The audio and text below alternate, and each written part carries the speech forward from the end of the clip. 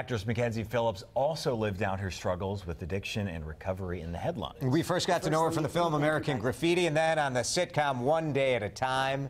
Mackenzie is in the Twin Cities this week for Hazelfest, the third annual Music and Recovery Community Festival presented by the Hazelden Betty Ford Foundation. And we're so happy to have Mac with us on Mid-Morning today. Thanks for coming in. Thank you for having me. That was just an amazing introduction. Thank you so much. Well, I think so many, I certainly remember One Day at a Time and remember following some of the struggles that you went through at the time. Some of our viewers may not know the full story. Can you talk about, you were a teenager on that sitcom, right? I started working as an actress at the age of 12 in a film called American Graffiti, and I come from sort of a showbiz rock and roll family. Sure. My dad was Papa John, the founder of the Mamas and the Papas, right.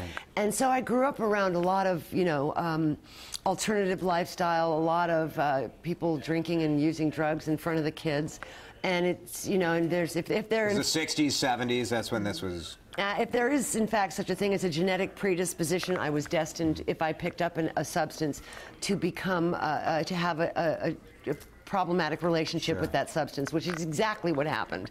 And now, all these years later, and after all my public struggles with trying to maintain my sobriety, I'm an addictions counselor at Pasadena Recovery Center in Pasadena, California, sort of following my passion at 55 years old. It's pretty awesome.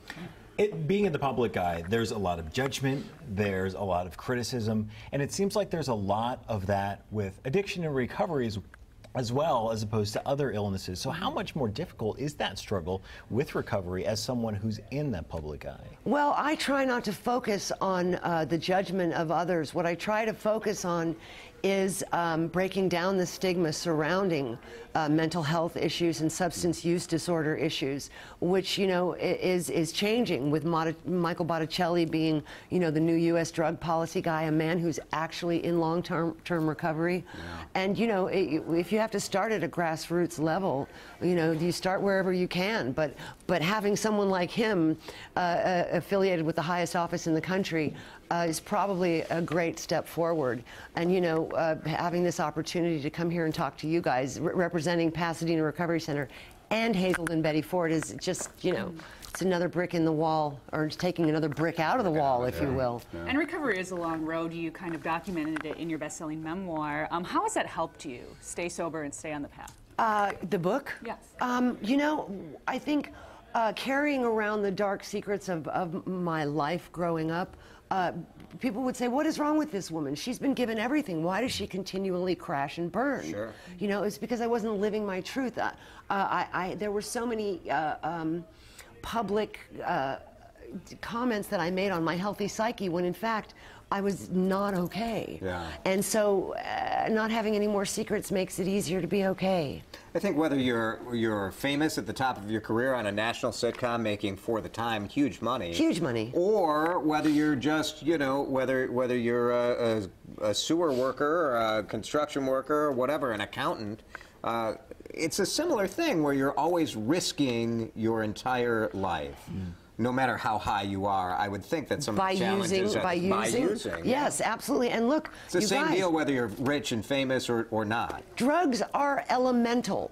They are an equal opportunity employer.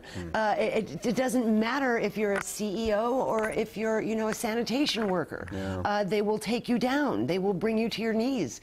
And so that moment of clarity, that moment where you wake up and go, oh my gosh, if I don't change, I might die, is something to be honored. Not everyone has that moment either. Not everybody has that moment, and it's heartbreaking. So you're here in Minnesota to speak at Hazelfest this week, and what's going to be the core of your message? Well, first of all, let me say Hazelfest is from 11 a.m. to 8 p.m. on the Center City campus. We have a lot of local regional acts that are sort of on the edge of signing deals, and great music. We have acupuncture, yoga, recovery speakers. We've got a petting zoo, food trucks. Yeah. It's an all-day recovery-based music festival. And so the core of my message is that there is a solution and you don't have to live that way anymore. But I also, talk a little bit about my history and my life and how addiction manifested in it and how recovery is a shift in consciousness. How long have you been sober now? You know, I don't really talk about time. Yeah. I don't know that it's important how long you've been doing it. I think it's more important how well you're doing it. Yeah. What are you doing? You're doing it well. Extremely well. Yeah. Thank you very much. Yeah. You know, so many, I often say that in Minnesota, part of the reason we have such a vibrant and creative community here is that so many people came here for Hazelden and have stayed and had success and have stayed and make this community a better place. And I think the more people you meet who have gone through that, the more relatable it is. So you telling your story is really important. It becomes, wow, you know, you did it, maybe I can do it too. Right. Maybe I don't have to sit alone in this problem day and night and continue to slowly end my life. Yeah. You know, there's a way out. There's a way out of the rabbit hole, and I think that's and there are people who care about you who will help you. Absolutely. Mackenzie Phillips, thank you so much. Thanks, you guys. Have a great time this weekend. I shall.